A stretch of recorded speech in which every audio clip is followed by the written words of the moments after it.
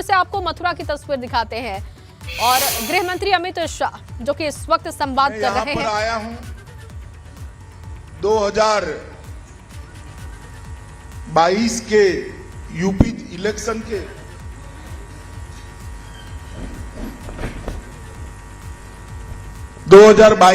UP election के हमारे सभी प्रत्याशियों को जिताने की अपील करने आया हूं, क्योंकि कोरोना के कारण चुनाव आयोग ने एक छोटी सी मीटिंगें करने की आचार संहिता बनाई है। भारतीय जनता पार्टी भी आचार संहिता का सम्मान करती है और हम सभी ने तय किया है कि इस प्रकार के संवाद के माध्यम से और संवाद को मीडिया के माध्यम से घर घर पहुंचाकर इस बार चुनाव प्रचार किया। मित्रों, आज मैं जब मथुरा में आया हूं, ये मथुरा, वृंदावन, गोवर्धन न केवल उत्तर प्रदेश, देश भर के लोगों का श्रद्धा केंद्र है, क्योंकि यही क्षेत्र है जहां पर भगवान श्री कृष्ण ने श्री कृष्ण बनने की प्रक्रिया की शुरुआत करी। कान्हा को श्री कृष्ण बनाने वाला क्षेत्र यही है। कहीं पर भी जाते हैं, अगर मालूम पड़ जाएगा, आप देश में कहीं पर भी जाइए, मालूम पड़ जाएगा वृंदावन से आए हैं तो तुरंत बोलेंगे राधे राधे, तुरंत बोलेंगे। और न केवल देश, दुनिया भर के अंदर समर्पण भाव के लिए राधा जी का जो कृष्ण के प्रति समर्पण था, जो भक्ति थी, उसके लिए कृष्ण के आगे भी आज हम राधा का नाम देते हैं, राधे कृष्ण बोलते हैं। और ये भूमि, यही भूमि पर ढेर सारे अत्याचारों को करने वाले कंस का वध भी हुआ। 3 महीने से लेकर 14 साल की आयु तक जितने भी असुरों को भेजा, प्रभु ने इसका संहार भी इस भूमि पर किया और धर्म की स्थापना करने का काम किया। मथुरा की दिव्यता, भव्यता लौटाना, उसकी आध्यात्मिक ऊंचाई को जरा भी कम करे बगैर उसको आधुनिक से आधुनिक तीर्थ स्थान बनाना, ये भारतीय जनता पार्टी का लक्ष्य। और इस दिशा में 5 साल में ढेर सारे काम हुए, ढेर सारे कदम उठा गए। और मगर मैं इस पर जरा बाद में आऊंगा। सबसे पहले कार्यक्रम के माध्यम से ब्रज क्षेत्र की समग्र जनता को मैं 2 हाथ जोड़कर धन्यवाद करना चाहता हूं, क्योंकि चाहे चुनाव 14 का हो, 17 का हो, 22 का हो, ब्रज के डिब्बे जब खुलते हैं सिर्फ कमल ही कमल दिखाई देता। मैं तीनों चुनाव में भारतीय जनता पार्टी के साथ यहां जुड़ा रहा। 2013 में मैं यहां प्रभारी बनकर आया था। 14 में चुनाव हुआ। उत्तर प्रदेश ने मन खोलकर भोले शंकर की तरह मोदी जी की झोली वोटों से भर दी और पूर्ण बहुमत की सरकार। 17 में आया, हमने कहा कि मोदी जी को बिठाने से कुछ नहीं होता, जहां तक उत्तर प्रदेश में व्यवस्था नहीं बदलती है, उत्तर प्रदेश का विकास नहीं हो सकता। आपने मोदी जी की अपील का सम्मान करते हुए 300 से ज्यादा सीटें देकर भारतीय जनता पार्टी की पूर्ण। और फिर से 2019 में भारतीय जनता पार्टी के कार्यकर्ता आए, उस वक्त भी मैं अध्यक्ष था। आपने किसी की सुने बगैर हमेशा की तरह आशीर्वाद भारतीय जनता पार्टी। इसलिए मैं ब्रज क्षेत्र की जनता को कहने आया हूं कि 7.5 साल में देश और उत्तर प्रदेश में जो परिवर्तन हुआ है, इसका अगर सीधा यश किसी को देना है तो मैं बेझिझक उत्तर प्रदेश की महान जनता को देकर उसका धन्यवाद करूं। और इस बार यूपी का जो चुनाव है, मैं आप सभी को कहना चाहता हूं, भाइयों बहनों, युवाओं, ये यूपी के चुनाव को विधायक का चुनाव मत समझिए, किसी को मंत्री मुख्यमंत्री बनने का चुनाव मत समझिए। उत्तर प्रदेश का चुनाव आने वाले देश में भारत के भाग्य का निर्णय करने वाला चुनाव, क्योंकि देश के सबसे बड़ा सूबा 22 करोड़ से ज्यादा मतदाता अगर विकसित नहीं होता है प्रदेश, तो देश का विकास भी पिछड़ा। और अब तो हमारे यहां कहते हैं, नैनिहाल में भोजन करने बैठो और मां परोसने वाली हो तो कोई दिक्कत आती है भाई? खाने में आती है? बताओ। अब यूपी का विकास करना है, आपने वोट भी दिए और मोदी जी भी उत्तर प्रदेश से जीतकर देश के प्रधानमंत्री बने हैं। यूपी वालों को तो दोनों हाथों में लड्डू है। मित्रों, उत्तर प्रदेश का चुनाव आने वाले 5 साल के लिए उत्तर प्रदेश किस पार्टी के हाथ में, किस विचारधारा के हाथ में जाएगा, इसका चुनाव। भारतीय जनता पार्टी की सरकार देखने के पहले उत्तर प्रदेश ने एक लंबे कालखंड तक सपा बसपा सपा बसपा सपा सपा बसपा सरकारें देखी। सपा आती थी, एक जाति का काम करती थी, बसपा आती थी, दूसरी जाति का काम करती थी। कभी भी उत्तर प्रदेश का संपूर्ण विकास का नक्शा किसी ने खींचा ही नहीं। ये तो नरेंद्र मोदी जी के प्रधानमंत्री बनने के बाद, योगी आदित्यनाथ के मुख्यमंत्री बनने के बाद सबका साथ, सबका विश्वास और सबका विकास का सूत्र है। ये जो सरकार है भारतीय जनता पार्टी की, ये सरकार जो भारतीय जनता पार्टी की है, वो किसी एक जाति की नहीं, संपूर्ण समाज की। आपने 2017 में ही जातिवाद, परिवारवाद और तुष्टीकरण के आधार पर राज करने वाली पार्टियों को दरकिनार कर दिया। आप मुझे बताइए, राजनीति के अंदर जातिवाद और परिवारवाद होना चाहिए क्या? होना चाहिए? राजनीति के अंदर अपनी वोट बैंक का तुष्टीकरण करने के लिए सारे समाज को दरकिनार कर आगे बढ़ना ठीक है क्या? मित्रों, ये सरकारें चली, जातिवाद परिवारवाद के लिए चली, तुष्टीकरण के आधार पर चली और भ्रष्टाचार का यहां चारों ओर बोलबाला था। मैं आपको पूछना चाहता हूं, 7.5 साल से मोदी जी की सरकार है, राहुल बाबा भी भ्रष्टाचार का आरोप नहीं लगा सकते? लगा सकते हैं क्या? लगा सकते हैं क्या? 5 साल हो गए योगी सरकार को। अखिलेश बाबू, नोटों की ढेर निकलते हैं आपके लोगों के यहां से। भारतीय जनता पार्टी भ्रष्टाचार का कोई आरोप नहीं। हमने पारदर्शी सरकार देने का काम किया है। हमने लोगों का जो पैसा था, लोगों का जो अधिकार था, उसको अपने घर में पहुंचाने का काम किया। मित्रों, उत्तर प्रदेश को हम सब जानते हैं, मगर तनिक मैं 5 साल पहले ले जाना चाहता हूं। समाजवादी की पार्टी की सरकार थी।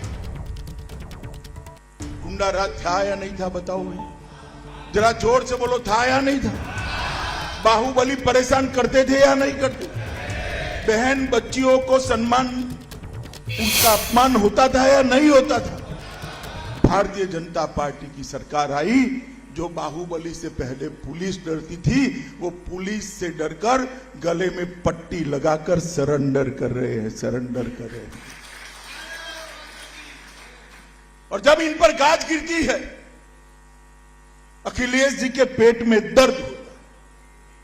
कहीं आजम खान, कहीं मुख्तार अंसारी, न जाने कितने कितने फैला कर रखे। आजम खान को पकड़ा तो सीआरपीसी की सारी धाराएं कम पड़ गई, इतने केस आजम खान पर लद गए। और मित्रों, मैं आपको ये कहने आया हूं, सिर्फ 2000 करोड़ की भूमि, सरकारी संपत्ति, ये माफियाओं ने जो कब्ज की थी, उसको खाली कराने का काम ये भारतीय जनता पार्टी की सरकार ने किया है, मोदी जी के नेतृत्व में, योगी आदित्यनाथ। मित्रों, यहां पर कानून का शासन करने लगाने का काम भारतीय जनता पार्टी की सरकार ने। और अखिलेश बाबू, आप कानून और व्यवस्था का सवाल उठाते हो, जरा चुल्लू भर पानी में डूब मत, आपको बोलने का कोई अधिकार नहीं। मैं आंकड़े लेकर आया हूं। अखिलेश बाबू, मैं आपको कहना चाहता हूं, बहन मायावती जी, मैं आपको कहना चाहता हूं, कल मेरी बात का सार्वजनिक जवाब दीजिए। अखिलेश बाबू के शासन से भारतीय जनता पार्टी के शासन में डकैती में 70% कमी हुई है। कितनी हुई है भाई? लूट में 72% की कमी हुई है। कितनी हुई है? हत्या में 29% की कमी हुई। कितने प्रतिशत की? और अपहरण के अंदर 35% की कमी, ये भारतीय जनता पार्टी के शासन में। और अगर आप इसका जवाब देना चाहते हो तो जरूर दे दो, मुझे जवाब देने की जरूरत नहीं है। हमारा युवा मोर्चा का कोई कार्यकर्ता अगर आपको आंकड़े दिखा जाएगा। ये जो दावे करते हैं, मैं पूछना चाहता हूं कि आपके शासन के अंदर सुशासन क्यों नहीं है? यहां कानून का राज क्यों नहीं आया? और मित्रों, उत्तर प्रदेश की आर्थिक व्यवस्था खस्ता हाल, लाले पड़ गए थे तनख्वाह करने के। आज 5 ही साल में उत्तर प्रदेश भारत की दूसरी सबसे बड़ी व्यवस्था है। एक बार और आशीर्वाद दे दो, राधे राधे कर कर अगले 5 साल में नंबर 1 अर्थव्यवस्था बनाने का काम भारतीय जनता।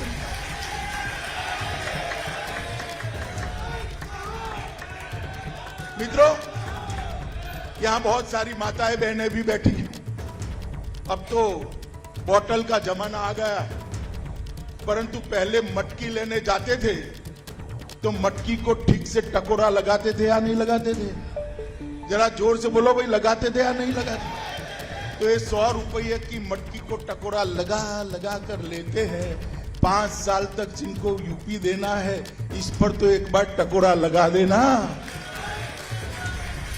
और अगर टकोरा लगाओगे तो जवाब नरेंद्र मोदी के नेतृत्व की भारतीय जनता पार्टी पर ही है। मित्रों, कबीर साहब ने बहुत खूब कहा है, कबीर लोहा एक है, गढ़ने में है फेर, ताही का बख्तर बने ताही की शमशेर। लोहा ही होता है, गढ़ने में परिवर्तन हो। यही उत्तर प्रदेश था, यही पुलिस थी, मगर शासन किसके हाथ में है, इसका परिवर्तन है। आज श्रीकांत शर्मा यहां बैठा है।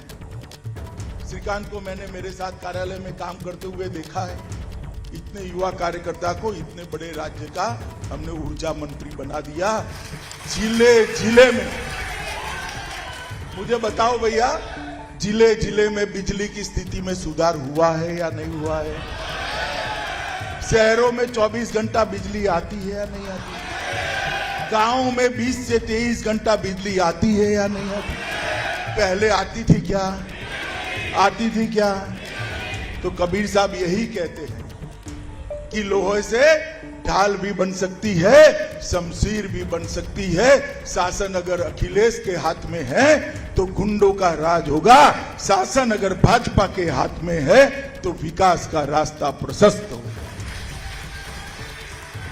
मित्रों, हमने गुंडा राज से मुक्त किया है, आतंकवाद से मुक्त किया है, दंगों से मुक्त करने का काम ये भारतीय जनता पार्टी की सरकार ने किया है।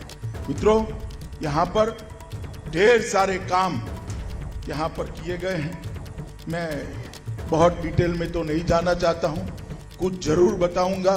भगवान परशुराम के नाम पर यहां प्रदेश में परशुराम पार्क का निर्माण हम कर रहे हैं। यहां पर वृंदावन के अंदर ढेर सारे काम भी हमने चालू किए हैं।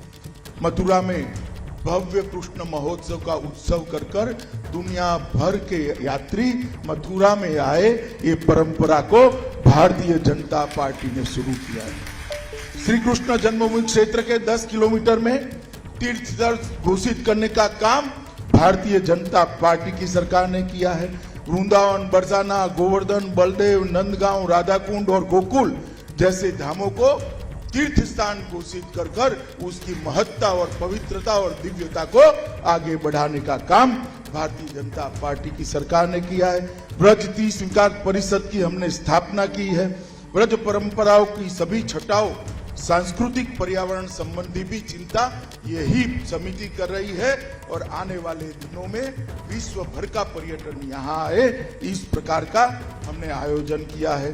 बांके बिहारी मंदिर की 22 कुंज गलियों और कृष्ण जन्मस्थान के मार्गों का विकास, मैं पहले भी आया हूँ, आज भी बांके बिहारी की गलियों में जाकर आया हूँ। बहुत बड़ा अंतर देखकर मन को बहुत शांति। बांके बिहारी मंदिर की 23 कुंज गलियों को भी विकास कर रहा है। लगभग मथुरा वृंदावन निगम क्षेत्र में 70,000 घरों को, जिसमें सबसे ज्यादा गरीब घर है, उनको शुद्ध पीने का पानी पहुंचाने का काम ये भारतीय जनता पार्टी की सरकार है। मित्रों, उत्तर प्रदेश की सरकार ने रामायण सर्किट, महाभारत सर्किट, शक्तिपीठ सर्किट, आध्यात्म सर्किट, जैन सर्किट और सूफी सर्किट को भी चालू कर कर धार्मिक पर्यटन को पूरे उत्तर प्रदेश के अंदर बढ़ावा देने का काम किया है। मित्रों, मोदी जी की जब सरकार आई तब मोदी जी ने कहा था कि मेरी सरकार देश के करोड़ों गरीबों, आदिवासियों और दलितों की सरकार, पिछड़े समाज की सरकार होगी। और मोदी सरकार ने 7.5 साल में इसको चरितार्थ कर दिखाया है। मैं सिर्फ उत्तर प्रदेश की बात करता हूं। अखिलेश भाई, सुनते हो तो जरा जवाब दे देना कि आपके शासन में और बहन जी के शासन में 20 साल में ये सब क्यों नहीं हुआ? जरा जवाब तो देना। आपने भी कम शासन नहीं किया है। देना चाहिए नहीं देना चाहिए भाई? जरा जोर से बोलो, देना चाहिए नहीं देना चाहिए? मित्रों, 1,67,00,000 गरीबों के घर में मोदी जी ने गैस का चूल्हा फ्री ऑफ कॉस्ट पहुंचाकर धुएं से मुक्त। एक गरीब के घर में जब गैस का चूल्हा पहुंचता है तो पूरा घर धुएं से मुक्त हो जाता है। बीमार आदमी का तो भला होता है, खाना पकाने वाली माँ की आंख की ज्योति भी नहीं जाती, फेफड़े भी इसके सलामत रहते हैं। लगभग 2,61,00,000 शौचालय बना। 2,61,00,000 घर ऐसे थे जिसमें शौचालय नहीं था।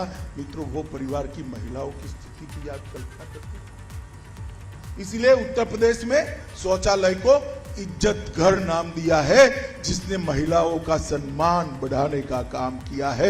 आजादी के 70 साल के बाद वो माँ, बहन, बेटी शर्मसार होती थी। आज मोदी जी ने ये 2,61,00,000 परिवारों की 10 करोड़ बहनों को, भाइयों को आज शौचालय देकर उनका सम्मान करना का काम किया। मातृवंदना योजना में 40 लाख लोगों को लाभान्वित किया गया। 1,41,00,000 घर ऐसे थे जिसमें आजादी के 70 साल के बाद बिजली नहीं थी। अब ये कहते हैं हम मुफ्त बिजली देंगे। अरे भाई अखिलेश, आप तो बिजली ही नहीं दे पाएंगे, मुफ्त की क्या बात करते हो आप? जो बिजली नहीं दे पाया वो मुफ्त दे सकता है क्या? बताओगे, दे सकता है क्या? 1,41,00,000 घरों को निःशुल्क विद्युत देने का काम श्रीकांत शर्मा के नेतृत्व में भारतीय जनता पार्टी की सरकार ने। स्वनिधि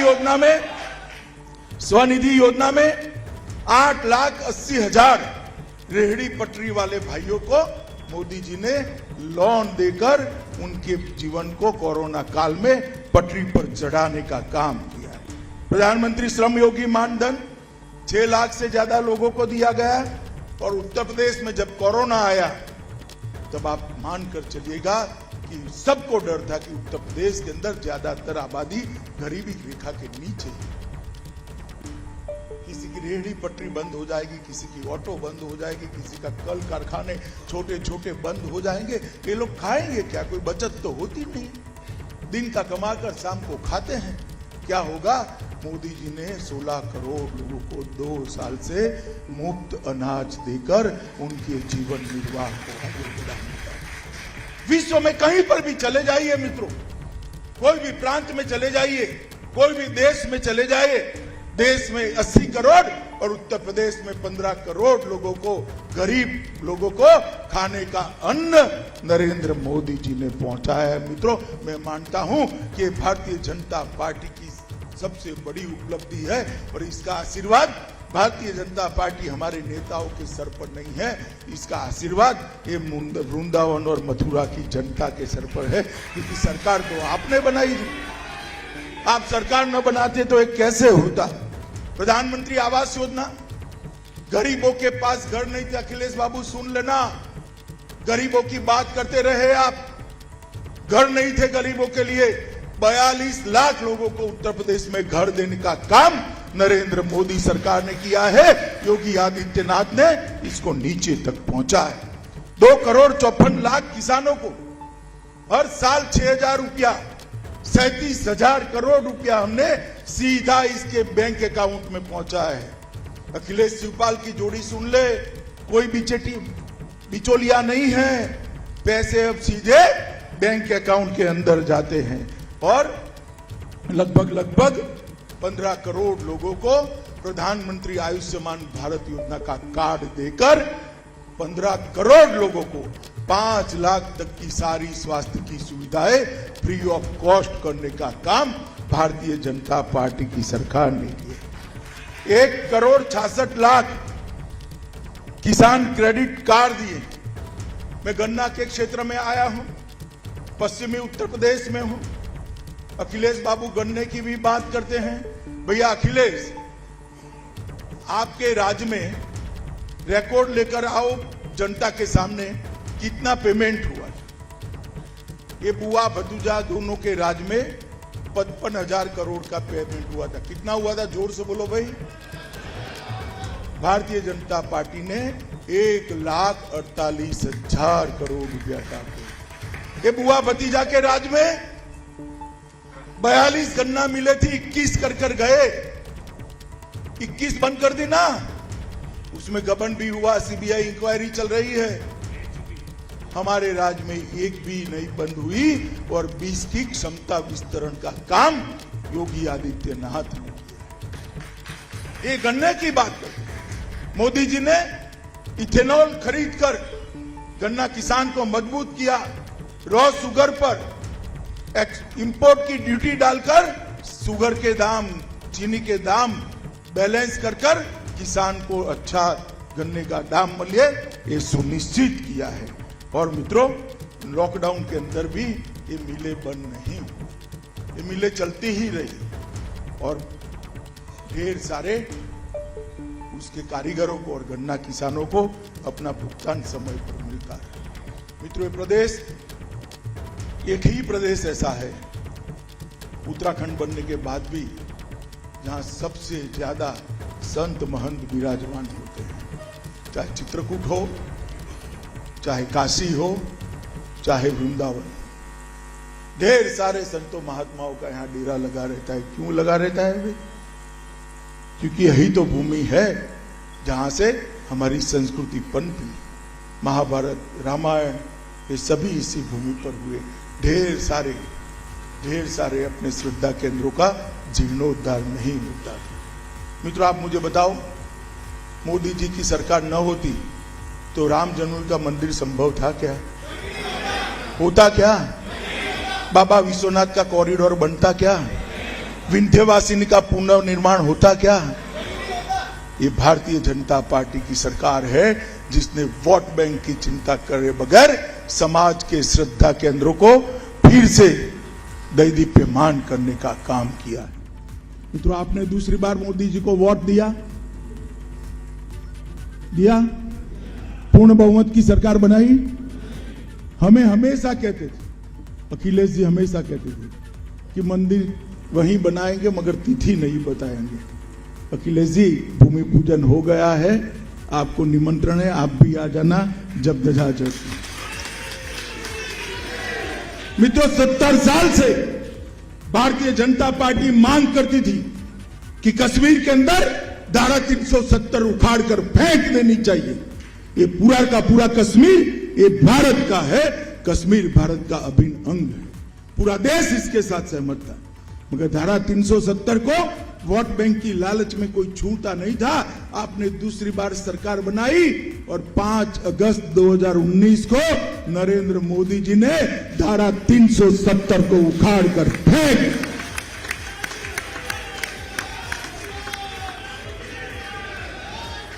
और जो कहते थे संसद में मेरे सामने खड़े रहकर कहते थे खून की नदियां बन जाएगी, कंकर भी डालना नहीं, पत्थर छोड़ो कंकर भी नहीं डाला। और आज वो कश्मीर भारत माता का मुकुटमणि देश का भिन्न हिस्सा होकर गौरव के साथ भारत के नक्शे का हिस्सा है। मित्रों, पहले देश की सुरक्षा को कांग्रेस, सपा, बसपा सभी लोग ताक पर रखते थे। एक समाजवादी पार्टी के नेता ने कह दिया बॉर्डर पर फेंसिंग की क्या जरूरत है, खोल दो। सहमत हो भैया, आप सहमत हो? अरे परिंदा भी पैर नहीं मार सकता, काहे को चिंता करते हो आप? एक जमाना था कि आए दिन वहां से आलिया मालिया जमालिया आते थे, हमारे जवानों के सर काट कर ले जाते थे और पैरों से रौंद कर अपमानित करते थे। मोदी जी की सरकार बनी, उरी पर हमला किया, पुलवामा पर हमला किया, 10 ही दिनों में पहले सर्जिकल स्ट्राइक और फिर एयर स्ट्राइक कर पाकिस्तान के घर में घुसकर आतंकवादियों का सफाया करने का काम प्रधानमंत्री नरेंद्र मोदी। सिर्फ भारतीय जनता पार्टी ही देश की सुरक्षा को सर्वोच्च प्राथमिकता दी और ये देनी भी चाहिए। उत्तर प्रदेश जैसा बड़ा सूबा, सीमाएं उत्तर प्रदेश की भी नेपाल से सटी हुई सीमांत राज्य है, यहां पर भी सुरक्षा बनी रहनी चाहिए। यहां पर प्रशासन, कानून और व्यवस्था ठीक रहनी चाहिए। और मैं कह सकता हूं मित्रों, हमने सपा को भी देखा है, बसपा को भी देखा है, राहुल बाबा की कांग्रेस पार्टी को भी देखा है। ये कोई रख सकता है क्या? जवाब तो ये जरा कोई, ये उत्तर प्रदेश को सुरक्षित रख सकते हैं क्या? देश को सुरक्षित रख सकते हैं क्या? कश्मीर को संभाल सकते हैं क्या? ये केवल और केवल नरेंद्र मोदी के नेतृत्व में भारतीय जनता पार्टी ही कर सकती है मित्रों, और कोई नहीं कर सकता। आप सब ने तय करना पड़ेगा, आप सब ने तय करना पड़ेगा कि आप व्यक्ति को चुनना चाहते हो या उत्तर प्रदेश और देश को चुनना चाहते हो। आप सबने तय करना पड़ेगा कि आप पार्टी को चुनना चाहते हो या उत्तर प्रदेश और देश को चुनना चाहते हो। उत्तर प्रदेश और देश को अगर चुनना है तो भारतीय जनता पार्टी के अलावे इसको कोई सुरक्षित नहीं रख सकता मित्रों। अतः मेरा निवेदन है कि हर बार की तरह 2014, 2017 और 2019 की तरह मैं करबद्ध निवेदन करने आया हूं कि हमारी झोली कमल के फूलों से भर दीजिए। और ये बांके बिहारी की भूमि पर,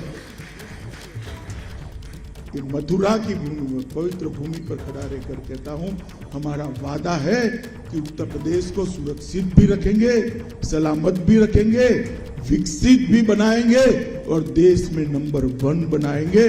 आप सभी लोग इतनी देर से बैठे हैं और मुझे शांति से सुना, हमारे सभी प्रत्याशियों को आशीर्वाद भी दिया, इसलिए अंत में करबद्ध होकर आपका धन्यवाद कर मेरी बात को विराम देता हूं। वंदे मातरम। क्षेत्रीय